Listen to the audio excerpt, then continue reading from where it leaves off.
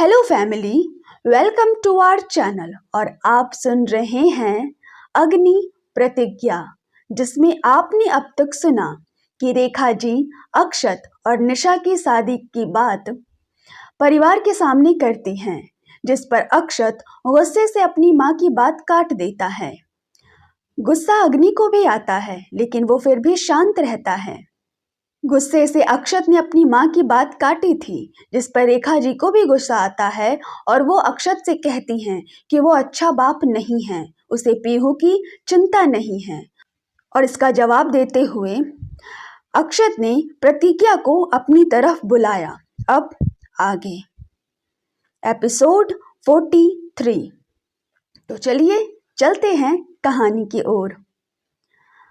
अक्षत कसकर अपनी आंखें बंद करता है और आसमान की तरफ देखते हुए अपने मन में कहता है, मुझे माफ कर दो किरण। उसके बाद अक्षत प्रतिज्ञा की तरफ देखते हुए कहता है, प्रतिज्ञा यहाँ आओ। प्रतिज्ञा हैरान हो गई, क्योंकि हॉल में सबके चेहरे के भाव बदले हुए थे और सबके चेहरे पर अजीब से एक्सप्रेशन थे। प्रतिज्ञा धीरे से चलकर अक्षत के सामने आ गई। अक्षत कहता है, प्रतिज्ञा, क्या तुम मेरी पीहू की माँ बनोगी? जैसे ही अक्षत ने यह कहा, सबके कान खड़े हो गए और सबकी आंखें हैरानी से बड़ी हो गई। यहाँ तक कि अग्नि भी बहुत हैरान हो गया था, लेकिन वह अपने भाई को अच्छी तरह से जानता था कि उसका भाई कभी कोई गलत फैसला नहीं ले सकता है। रेखा जी ने गुस्से में अक्षत से कहा, अक्षत, ये क्या बोल रहे हो तुम? कहना क्या चाहते हो? लेकिन अक्षत ने किसी की तरफ नहीं देखा, बल्कि वह प्रतिज्ञा को देख रहा था, जिसके खुद के चेहरे पर हैरानी के भाव थे। प्रतिज्ञा को खुद समझ नहीं आ रहा था कि अक्षत कहना क्या चाहता है। अक्षत ने पीहू को प्रतिज्ञा के सामने करते हुए कहा, प्रतिज्ञा, मेरी जिंदगी में पीहू मेरी किरण की आखिरी निशानी है। मैं उसे खुद से दूर नहीं करना चाहता हूँ और मैं नहीं चाहता हूँ कि मेरी पीहू की जिंदगी में सौतेली माँ का साया पड़े, भले ही बात किसी अपने की ही क्यों ना हो रही हो। प्रतिज्ञा, जितना प्यार मैं अपनी किरण से और पीहू से करता हूँ, उतना ही प्यार मैं अपने परिवार से भी करता हूँ। मुझे ऐसा लगता है कि कभी अपने परिवार के दबाव में आकर मैं कोई ऐसा फैसला ना ले लूं जिससे कल को जब मैं किरण के पास जाऊं तो उसे नजरें मिलाने में भी मुझे शर्मिंदगी महसूस हो।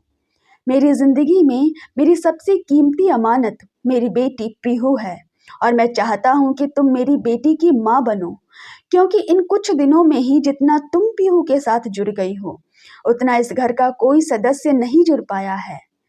हम सब पीहू से प्यार करते हैं, लेकिन तुम्हारी आंखों में जो मैंने पीहू के लिए परवाह देखी है, वह मैं यहाँ पर किसी की आंखों में नहीं देख पाया। मैं तुमसे हाथ जोड़कर रिक्वेस्ट कर रहा हूँ, मेरी पीहू को अपना लो, उसे एक माँ का प्यार दे दो। अक्षत की बात सुनकर रेखा जी की आंखें हैरानी से बड़ी हो गईं। यहाँ तक कि वीणा जी भी बहुत हैरान हो रही थी। मोहन जी के चेहरे पर मुस्कान आ गई थी, क्योंकि उन्होंने अक्षत को कंपनी की जिम्मेदारियां दी थी। वे जानते थे कि अक्षत एक बहुत ही सुलझा हुआ इंसान है और कोई भी फैसला लेने से पहले वह अपने दिल और दिमाग दोनों से सोचता है। दादी की आंखें चमक गई थी और अग्नि को मन में एक तसल्ली मिली थी। प्रतिज्ञा के चेहरे पर चमक आ गई थी और उसके होठों पर मुस्कान थी। उसने अपनी आंखों से बहते हुए आंसुओं को पोंछा और जल्दी से आगे बढ़कर पीहू को अपनी गोद में ले लिया। उसने पीहू को अपने सीने से लगा लिया और अक्षत को देखकर कहने लगी, शुक्रिया भाई साहब, शुक्रिया मुझे इस घर में एक नाम देने के लिए, शुक्रिया मुझे पीहू की माँ का दर्जा देने के लिए। मैं आपसे वादा करती हूँ भाई साहब, मैं पीहू से खुद से बढ़कर प्यार करूंगी। इसे कभी भी माँ की कमी महसूस नहीं होगी। जब मैं इस घर में आई थी तो मेरा इस घर में कोई अस्तित्व नहीं था। इस परिवार ने मुझे बहू के रूप में और अग्नि जी ने मुझे पत्नी के रूप में भले ही अपना लिया था, लेकिन असल मायनों में मैं आज इस घर के सदस्य बनी हूँ। शुक्रिया भाई साहब, आपका यह एहसान मैं सारी जिंदगी नहीं भूल पाऊंगी। अक्षत के चेहरे पर एक सुकून था। आखिरकार उसने पीहू को सही हाथों में सौंप दिया था। अग्नि अक्षत के पास आता है और उसके कंधे पर हाथ रखते हुए कहता है, भाई आप ठीक तो है ना? अक्षत अपने आंसुओं को साफ करता है और अग्नि को देखकर कहता है, आई एम सॉरी अग्नि, यह फैसला लेने से पहले मुझे तुमसे एक बार जरूर पूछना चाहिए था। अग्नि मुस्कुराते हुए ना में सिर हिलाता है और कहता है, नहीं भाई, आपको कुछ भी करने से पहले मुझसे पूछने की जरूरत नहीं है। आप चाहते हैं ना कि प्रतिज्ञा पीहू की माँ बनकर रहे, तो मैं भी पीहू के चाचा के रूप में उसके पिता की तरह उसकी परवरिश करूंगा। आज से पीहू हम दोनों की जिम्मेदारी है। वैसे भी हम दोनों का रिश्ता जिन हालातों में जुड़ा था, शायद हम दोनों के पास एक दूसरे के साथ जुड़ने की कोई वजह भी नहीं थी, पर आपने हमें एक वजह दी है, पीहू के बहाने ही सही। पीहू को इनमें से किसी की बात समझ में नहीं आ रही थी। उसने अपने छोटे छोटे हाथ उठाए और प्रतिज्ञा की आंखों से आंसू साफ करते हुए कहा, एंजल मामा, आप रो क्यों रही हैं? और पापा क्यों रो रहे हैं? दादी जी अपने आंसू साफ करते हुए प्रतिज्ञा से कहती है, प्रतिज्ञा, पीहू को लेकर कमरे में जाओ। प्रतिज्ञा हाँ में सिर हिलाती है और पीहू को अपनी गोद में लेकर कमरे में चली जाती है। प्रतिज्ञा के जाने के बाद दादी रेखा जी के तरफ देखते हुए कहती है, रेखा, तुमने अक्षत के बारे में सोचकर गलत नहीं किया, लेकिन तुमने अक्षत के बारे में निशा को सोचकर गलत किया है। क्या तुमने ये नहीं सोचा कि अगर तुम्हारी बात सच हो जाती और निशा इस घर में आ जाती तो रिश्ते कितने बुरे तरीके से उलझ जाते? क्या तुम्हें लगता है इस घर में कोई भी सुकून से रह पाता? रेखा जी हैरानी से दादी को देखने लगती हैं। जैसे ही दादी ने कहा कि अगर निशा इस घर में आती है तो रिश्ते उलझ जाएंगे, रेखा जी हैरानी से दादी को देखकर बोली, ये आप क्या कह रही हैं माँ? ऐसा थोड़ी ना होगा। दादी जी ने कहा, बिल्कुल होगा रेखा, तुम इस उम्र में ऐसे बच्चों जैसी बातें कैसे कर सकती हो? क्या तुम नहीं जानती कि इस घर से उसका क्या रिश्ता है? अग्नि से कैसा रिश्ता था? हम सब ने अग्नि और निशा के प्यार को अपनी आंखों के सामने देखा है, एक दूसरे के लिए उनके प्यार को महसूस किया है, लेकिन किस्मत में अग्नि को प्रतिज्ञा के साथ जोड़ दिया गया है। ऐसे में निशा और अग्नि एक दूसरे के दोस्त बनकर दोस्ती का रिश्ता निभाने की कोशिश कर रहे हैं, और तुम ऐसी फालतू की बातें करके उनके रिश्ते को और उलझाने की कोशिश कर रही हो। चलो, एक बार के लिए मान भी लिया कि हम निशा और अक्षत के लिए हाँ कह देते हैं। कल को निशा इस घर में आ जाती है तो तुम्हें क्या लगता है कोई सुकून से रह पाएगा? अपनी आंखों के सामने निशा, अग्नि और प्रतिज्ञा को एक साथ देख पाएगी? और क्या अग्नि निशा को इस तरीके से हमेशा अपनी आंखों के सामने देखकर, वो भी किसी और की पत्नी के रूप में, बर्दाश्त कर पाएगा? और इन सब के बावजूद प्रतिज्ञा जब वो हर चीज पर अग्नि और निशा को एक दूसरे के साथ देखेगी तो क्या वो अपने रिश्ते को सुधारने की कोशिश कर पाएगी? अक्षत के बारे में कैसे भूल गई? अगर निशा अक्षत की पत्नी बनकर आएगी तो क्या अक्षत देख पाएगा अपनी पत्नी की आंखों में किसी और के लिए प्यार? नहीं रेखा, सारे रिश्ते आपस में उलझ नहीं जाएंगे, बल्कि खत्म हो जाएंगे। एक दूसरे के साथ नजर नहीं मिला पाएगा कोई, और कोई एक दूसरे के साथ रह भी नहीं पाएगा। इस घर को जोड़े रखने के लिए वीना ने जितनी कोशिश की है, तुम्हारे एक फैसले से वो सारा घर बर्बाद हो जाएगा। रेखा जी ने दादी की सारी बात सुनी। उन्होंने तो इस तरीके से सोचा भी नहीं था। मोहन जी ने रेखा जी से कहा, भाभी, हम समझ सकते हैं कि आप अक्षत के लिए फिक्रमंद हैं, और आप फिक्र मत कीजिए, हम अक्षत के लिए बहुत अच्छी लड़की ढूंढेंगे। लेकिन भाभी, वो लड़की निशा नहीं हो सकती है। सबके समझाने के बाद आखिरकार रेखा जी को अपना यह फैसला यहीं पर छोड़ना पड़ा। रात का वक्त, अग्नि और प्रतिज्ञा अपने कमरे में थे। अग्नि लैपटॉप पर बैठा किसी कंपोजिशन का म्यूजिक बना रहा था और प्रतिज्ञा सोफे पर बैठी हुई थी। प्रतिज्ञा के हाथों में न्यूज़पेपर था और वह पेन से सर्कल लगाकर न्यूज़पेपर में कुछ कर रही थी। कुछ सोचने के बाद प्रतिज्ञा बोली, सुनिए। अग्नि ने प्रतिज्ञा को देखकर हाँ में सिर हिलाते हुए कहा, हाँ बोलो, कोई बात है क्या? प्रतिज्ञा ने धीरे से हाँ में सिर हिलाते हुए अग्नि से कहा, हाँ, दरअसल बात ऐसी है कि मैं अर्जुन से मिलने अस्पताल जाना चाहती हूँ, उसके लिए ही आपसे पूछ रही थी। कुछ सोचते हुए अग्नि ने कहा, कब जाना चाहती हो? कल चली जाऊं? प्रतिज्ञा ने जैसे ही यह कहा, अग्नि ने ना में सिर हिलाते हुए प्रतिज्ञा से कहा, नहीं प्रतिज्ञा, देखो, मैं तुम्हें अर्जुन से मिलने के लिए मना नहीं कर रहा हूँ, लेकिन तुम कल नहीं जा सकती हो। दरअसल बात ऐसी है कि अभी अभी हमारी शादी का मामला मार्केट में फैला हुआ है। तुम्हारी और मेरी दोनों की तस्वीरें सोशल मीडिया पर दिखाई जा रही हैं। ऐसे में अगर तुम बाहर गई और तुम्हारे साथ कुछ हो गया तो मैं अपने आप को कभी माफ नहीं कर पाऊंगा। तुम थोड़े दिन रुक जाओ, बस ये हफ्ता रुक जाओ। अगले हफ्ते मैं खुद तुम्हें अर्जुन के पास ले जाऊंगा और तुम्हें अर्जुन की फिक्र करने की जरूरत नहीं है।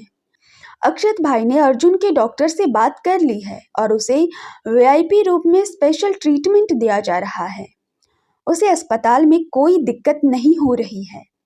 जैसे ही डॉक्टर सारी फॉर्मेलिटी पूरी कर देते हैं, बस उसके तुरंत बाद अर्जुन का ऑपरेशन शुरू हो जाएगा। उसके बाद तुम चाहे तो अर्जुन को अपने साथ में रख सकती हो। अग्नि की बात से प्रतिज्ञा के चेहरे पर मुस्कान आ गई और वह हाँ में सिर हिलाई। अग्नि अपनी घड़ी में टाइम देखकर प्रतिज्ञा से कहा, रात काफी हो गई है, अब तुम्हें आराम करना चाहिए। आपको भी आराम करना चाहिए। प्रतिज्ञा न्यूज़पेपर फोल्ड करते हुए अग्नि से कहती है। प्रतिज्ञा न्यूज़पेपर साइड टेबल पर रख देती है और अग्नि अपना लैपटॉप बंद करके साइड टेबल पर रख देता है। अग्नि बेड पर सोया हुआ था और प्रतिज्ञा सोफा कम बेड पर। अग्नि लाइट्स ऑफ करने ही वाला था कि इतने में दरवाजा कोई नॉक करता है। अग्नि और प्रतिज्ञा हैरानी से एक दूसरे को देखने लगे। अग्नि कहता है, इतनी रात को कौन है? प्रतिज्ञा सोफे से खड़ी होती है और बालों में क्लचर लगाते हुए कहती है, आप आराम कीजिए, मैं देखती हूँ।